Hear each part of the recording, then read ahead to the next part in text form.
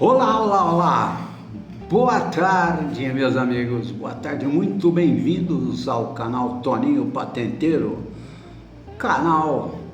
Não o canal, mas talvez o profissional mais experiente da área de patente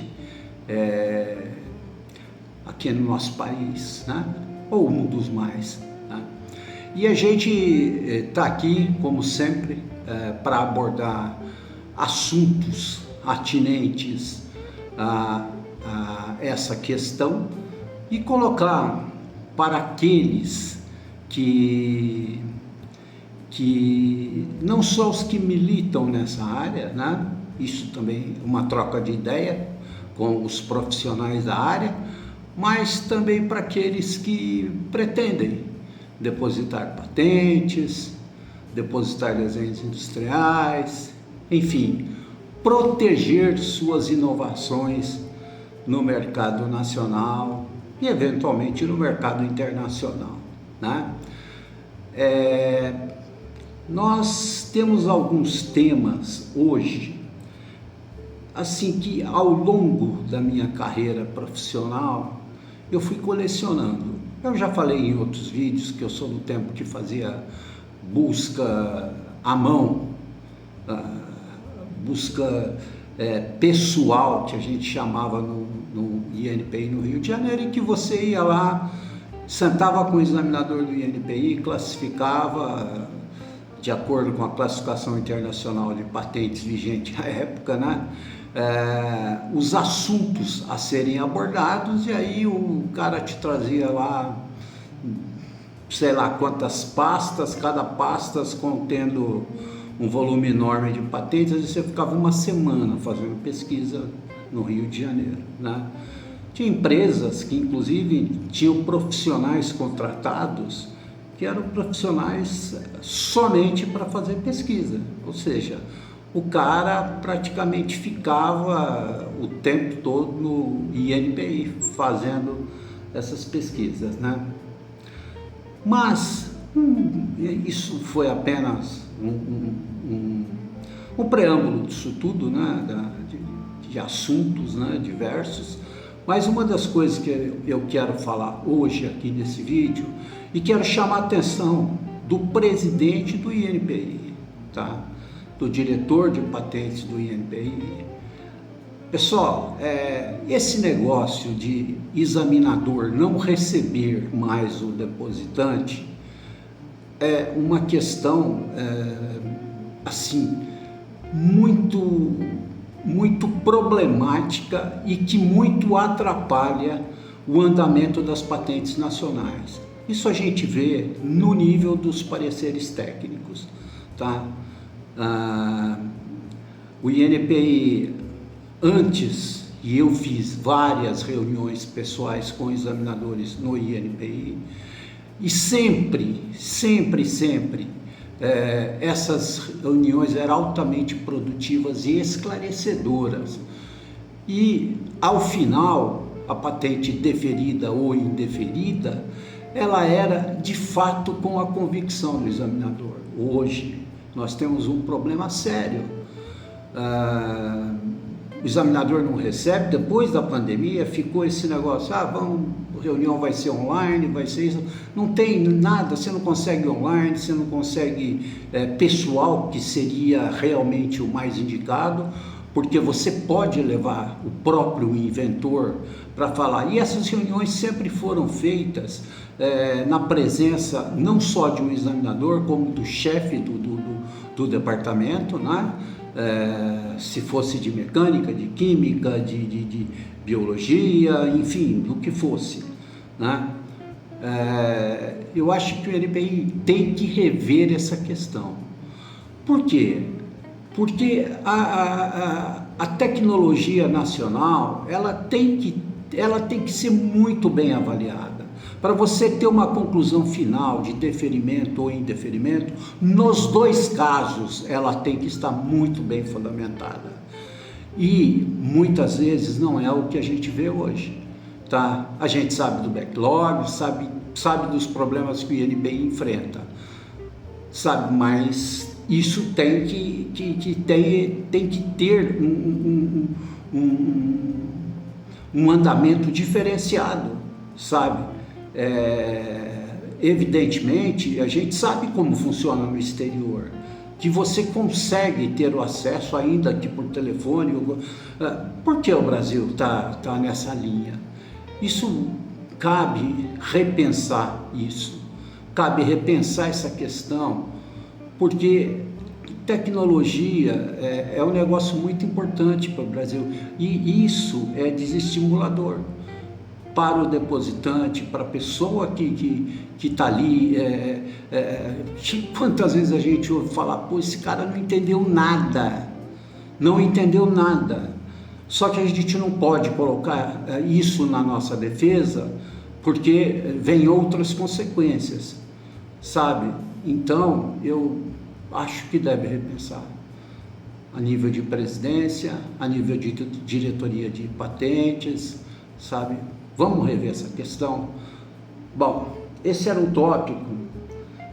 Outra coisa que eu queria falar, assim, rapidamente, a gente vai agora voltar a fazer esses vídeos com mais frequência, são quanto aos pareceres técnicos emitidos em 7.1 principalmente, porque 6.21, 6.22, 6.23 é apenas, tipo, tá aí os documentos que eu localizei, agora você me fala.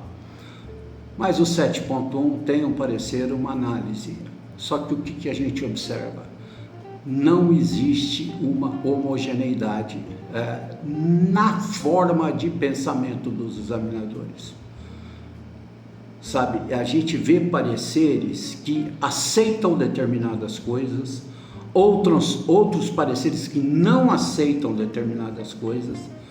A gente fala muito sempre de acréscimo de matéria, o que é acréscimo de matéria, o que não é acréscimo de matéria, você restringir, você ampliar o escopo.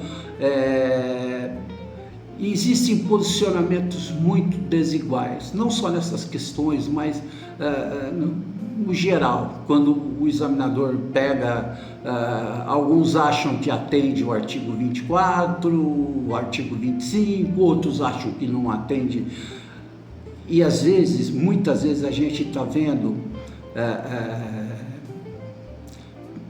pareceres sobre processos que têm condições parecidas de execução.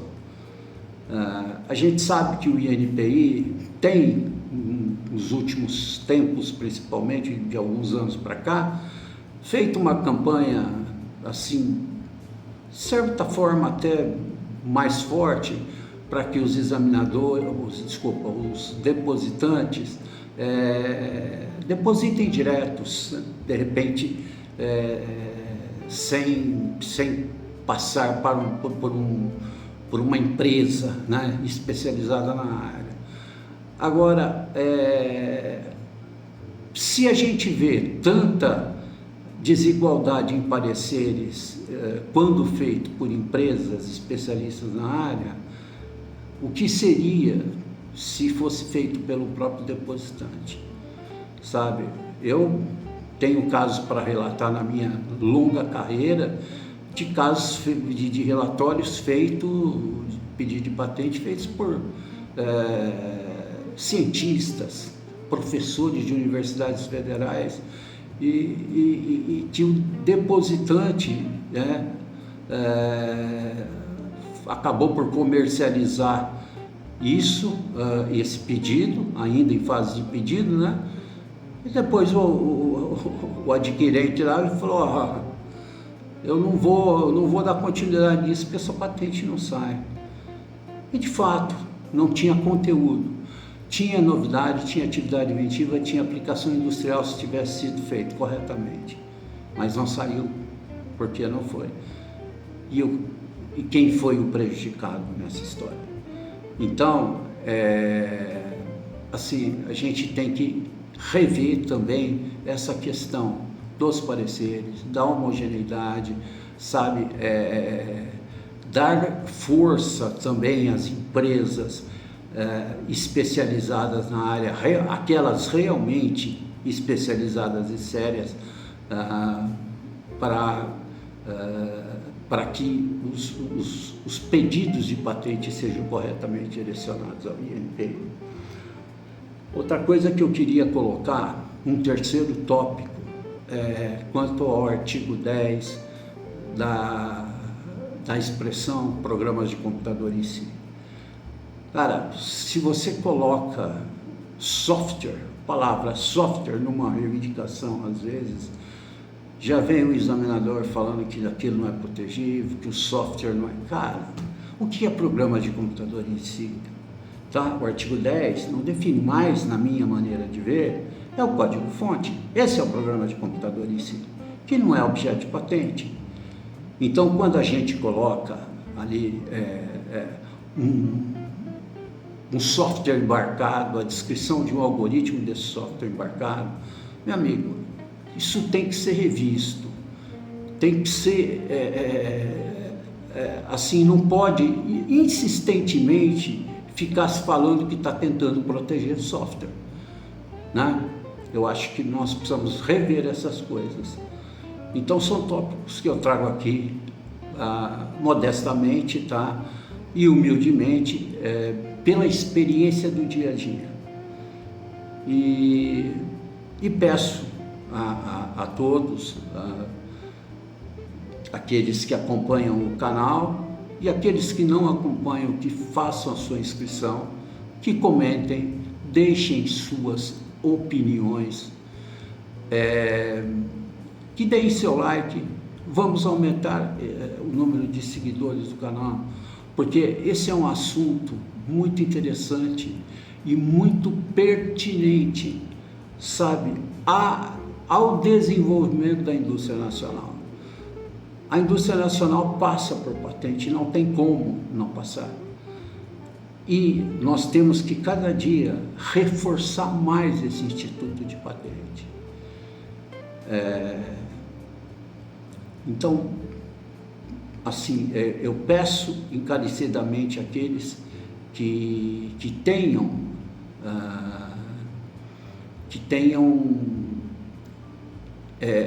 opiniões iguais ou diferentes, entendeu?